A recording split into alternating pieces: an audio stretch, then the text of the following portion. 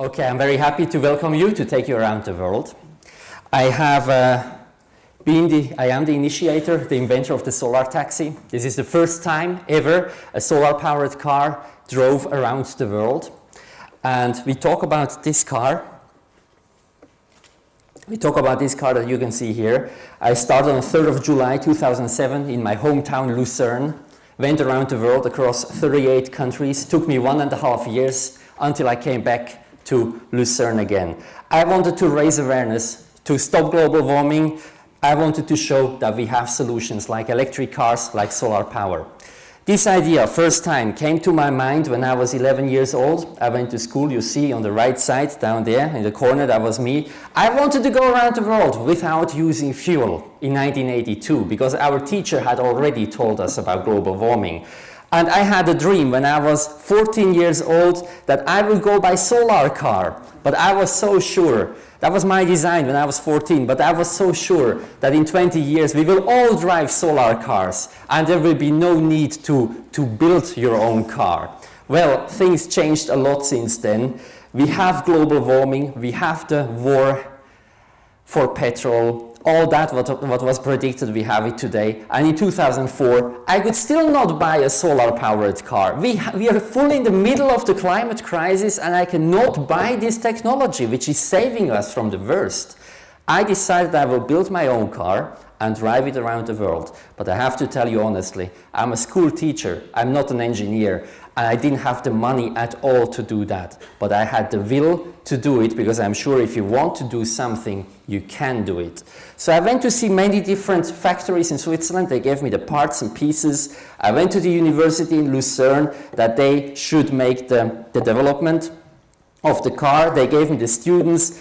During 1 year, the students developed the frame of that car, and at the end of the day, after 2 years, about 200 people and about 15 companies around Lucerne were involved to realize this dream that this car can really go around the world.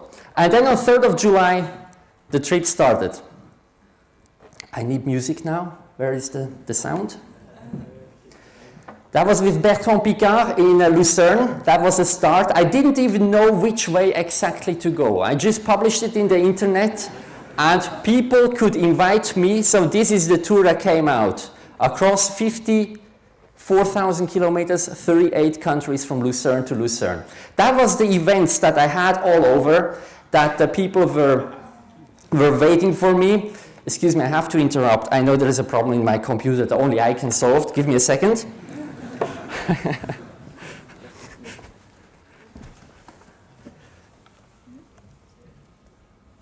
Il faut lever ça. Oui.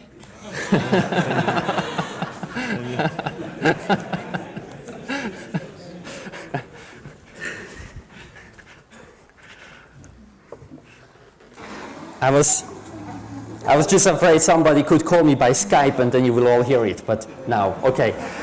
United Nations was the next one that was inviting me. I was so surprised. Wow, people take this little car really serious, and they told me I should make a presentation there. So it was the first time in history that a car entered the United Nations building in Vienna. And it was a big honor for me to talk to those people and to tell them that a solar car can even go around the world. And finally they invited me. They said, Louis, come to the World Climate Change Conference in 4 months from now to Bali. We invite you. We have 200 ministers. They all need a taxi. Wow. That was a big honor for me. So I pushed the pedal and went straight forward from one country to another. And that's what I did, together with the Swiss embassies, press conferences. 110 times the press was invited. They all came because a Swiss ambassador called them. And like this, I had millions of people watching me or watching the project in the television, in the newspapers. I was just overwhelmed. I couldn't believe it. I thought I would maybe reach 1 million people, but even when I reached Bulgaria, it was several million people within Bulgaria that knew about this concept, and that's what I wanted to do. I call it a taxi because more than 1,000 people could travel with me. I will never forget Elvica. She wanted to drive too, and it's not a problem because when you drive, you can shift the steering wheel, watch it, from the left to the right. You see? So even the passenger can drive anytime. And like this, I drove it around the world. At the end, Elvica told me, wow, thank you very much for letting me drive. Now I can tell all my friends the first car I ever drove was a solar car. So she didn't have a driver's license. Then we went to Syria, and I was afraid. People had told me, take care of Syria. It's such a dangerous country. But you know, I went across the border, nothing happened. There were friendly people there, but I had my first accident. Someone crashed into my car, and then I went to the next conference, to the next press event straight away. I had a shock, and I met a Syrian transport minister, and I told him about the accident, but he even had a bigger shock. He said, this should never happen again, not in my country. I give you now, immediately, I'll give you a police escort. So that was fun.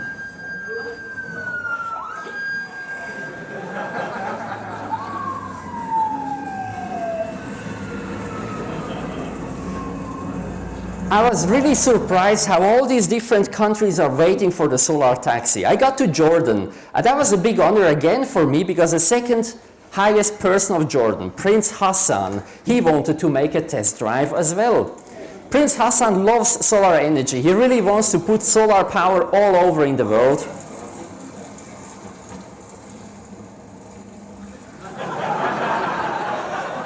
When everyone speaks about new discoveries of petroleum, I wonder what has petroleum really done for us. Solar energy provides equity, it provides development with dignity, and it is clean. He says that if we take this part out of Africa, 250 by 250 kilometers, this electricity is enough to power all the world, right? I made a design in Libya, that's just coincidence. And then we continue.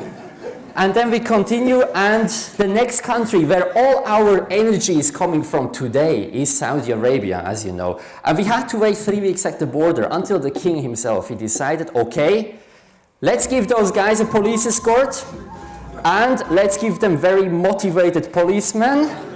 And so they escorted us across Saudi Arabia, a country where you cannot get a visa. You're not allowed to go into Saudi Arabia, but we could go, thanks to the police, which made sure that nothing happens. And I was even allowed to make a press conference, and I always say, the solar taxi goes around the world to show that we have solutions to stop global warming. Now, you know what the press was writing the next day? The solar taxi goes around the world to strengthen the relationship between Switzerland and Saudi Arabia for future car rallies. They're not allowed to say anything about global warming. I hope this is going to change. This is India. The Hells Angels were waiting for me. They wanted to escort me across Bombay so that nothing happens. I show you some pictures of India, just for fun. 80,000 people are dying in traffic accidents every year.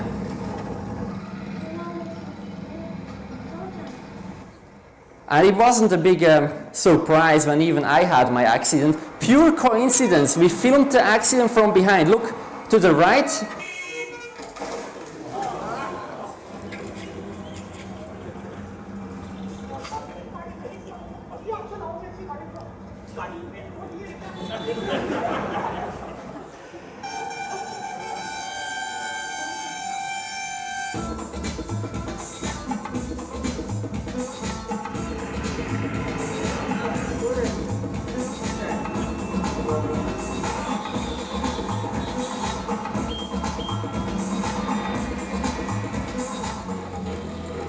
Yes, I must tell you, it was dangerous to drive this little car across India, but it was necessary. Look at the interest of people, how people are interested in this technology. They don't need a Mercedes to drive around. They know they have sunshine, they could drive this car for free, they don't have to pay for petrol. And what gave me a lot of hope was the coverage that we had in the media. Unbelievable coverage in the media, unbelievable interest of the people towards this technology, and I think that really gives me a big hope. India wants to be part of the solution, and they don't want to be part of the problem. but we have to help them. Then I couldn't believe it. 4 months later, I got to Bali. The day of the opening of the climate change conference, which was exactly 2 years ago, I got there, 10,000 delegates there, and I was so happy I couldn't believe it. First time that the solar taxi made it into CNN. All over in the world, the press was reporting that the solar car has made it without emission, driving all the way down from Switzerland to Bali, just on solar power. That was seen all over in the world. We were in the media, everywhere. And then Greenpeace invited us from Bali. They took us down to New Zealand and Australia. So far, I had always made great experience with the press. Everywhere, the countries were really excited about the solar taxi. There was big interest of the press. Not so in Australia. Press conference, Sydney Parliament building. The only person who came to see my conference was the Swiss ambassador. So I couldn't believe it. This is the face of Australia. You see the biggest producer of coal, and I couldn't believe it. 60,000 tons of coal they burn in this one hole only, and they sell all this coal to China. And you see this little hole that you can see here. They're digging the coal out since 100 years. Only 3% is already out here in Hazelnut, north of Melbourne. 97% is still there, and they continue to burn, and that's what I'm afraid. They will just continue to burn. It's so cheap, and there's no investment in solar energy, not the investment that we need. And I was really disappointed. If there is one country that disappointed me, it was Australia. And I was frightened again. Now I have to go back to Asia. I will go to China. How is China going to expect me? We all know this is the biggest producer of carbon gases, but I was so surprised. On almost every rooftop, I see a solar thermal installation. There is no other country which is producing so many solar cells like China. And look at this, they have 120 million electric bikes. Petrol bikes are not allowed anymore in the big cities. That's great, and look at the reception that we had. Hey, wow. That's China.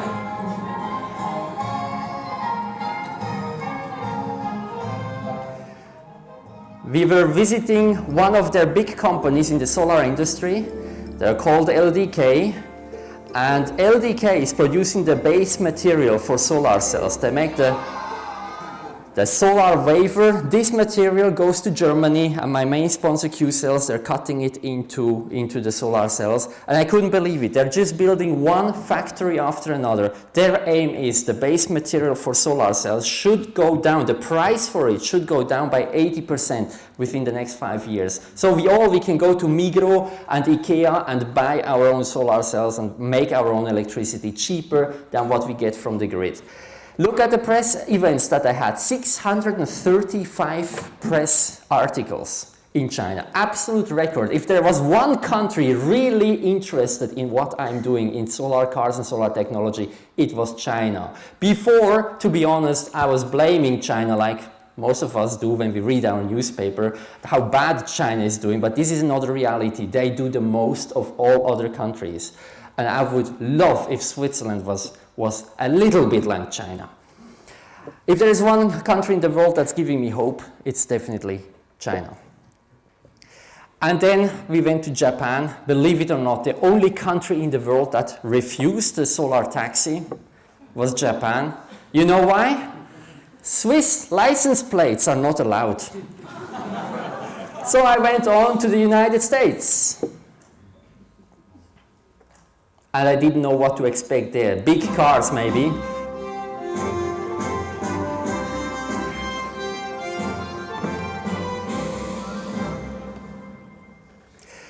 Great media coverage. When I got there, I was just surprised. In Los Angeles, the helicopters were following me and putting the whole thing into the news straight away. And then in Hollywood, I was also surprised how open-minded those stars are. It was so easy to meet them.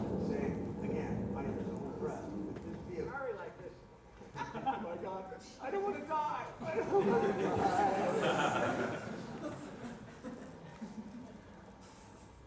And then James Cameron, and also we met, just to mention a few of them, Jay Leno. We spent 3 hours with him. And then went across Monument Valley. You know, when I got out of Denver, I entered the cornfield, a maize field. You know when it came to an end, this field? In Chicago. It's just maize now. And just a little bit of, to tell you, if I have 1 acre of maize, of this thing here, and if I have 1 acre of solar energy, that's the difference. A solar car can make 2.5 million kilometers a year, while with biofuel you make 36,000 kilometers a year with 1 acre. But still nobody is talking about the solar car. Still people think it's funny car, ha ha ha. And that's why I'm going to conferences and I try to shake people up a little bit. This is America too. They make hope with electric cars. That's fantastic movements that they have now to develop new electric cars. And then I had an important meeting in New York. I had to rush across Pennsylvania.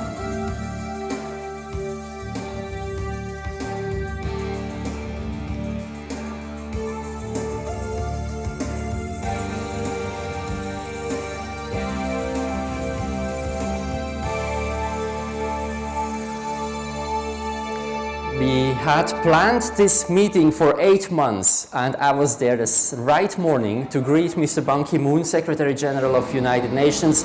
He wanted to show to the world that even he is going to work with solar power. So the police escorted us across New York.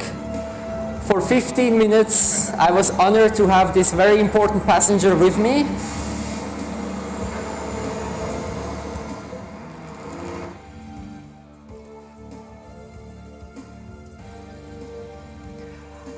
And in front of his office, the press was waiting for him. This is definitely a very creative initiative, yet very practical, a way of finding solutions to low carbon future. And that went out. His message went out into China state television all over in the world. I can really tell you, almost every country in the world was showing Ban Ki-moon. Russian TV was showing him. Of course not Switzerland, forget about. And then we went to Poland. Back in Europe, invitation again, 1 year ago, exactly 1 year ago, the last climate change conference. That's where we stopped the journey, that's where it came to an end, and again it went out, and that's what I wanted to have, that's what I wanted to show. Hey, let's spread the message. So it went to BBC, it went to, I don't know, just all over in the world. It was on TV, in the newspapers. And, you know, I told you when I started, I thought maybe I can change the mind of 1 million people.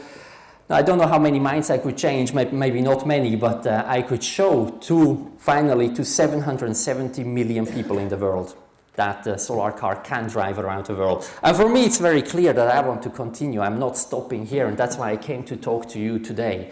I'm planning the next event again. Now, this time, I'm not building my own car. I'm inviting the existing cars.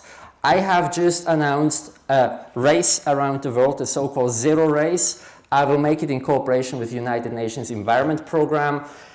Different cars from all over the world go around the world in 80 days in a race to show that these cars are coming from countries like Korea, New Zealand, Australia, Canada, Switzerland, Germany, from all over the world these cars are coming. I want to show that the whole world wants this change and we can change. The cars will be fed by renewable energy. So what we take out of the grid, the electricity to charge the batteries, will be produced back home with renewable energy. And these are the teams so far. I already have 13 teams. Now this is 7 that you can see here. And what is very interesting, I'm now in negotiations with Siemens. They even want to send the first truck ever that goes around the world with electric power. An electric truck, we will have our press conference center inside, a workshop inside, internet connection and everything that we need. So this truck and about 14 cars will take off most probably on 1st of July next year in Shanghai at the World Expo. We will reach United Nations here in Geneva around middle of August. And then we continue from here to the States and back to Shanghai. End of October for the closing of the Shanghai World Expo. We should be back in Shanghai again and finish it there. And my message to you, I have so much to do with this race. I'm happy for every help, every idea. Don't think I can change the world myself. I needed 200 people to set up this solar taxi event.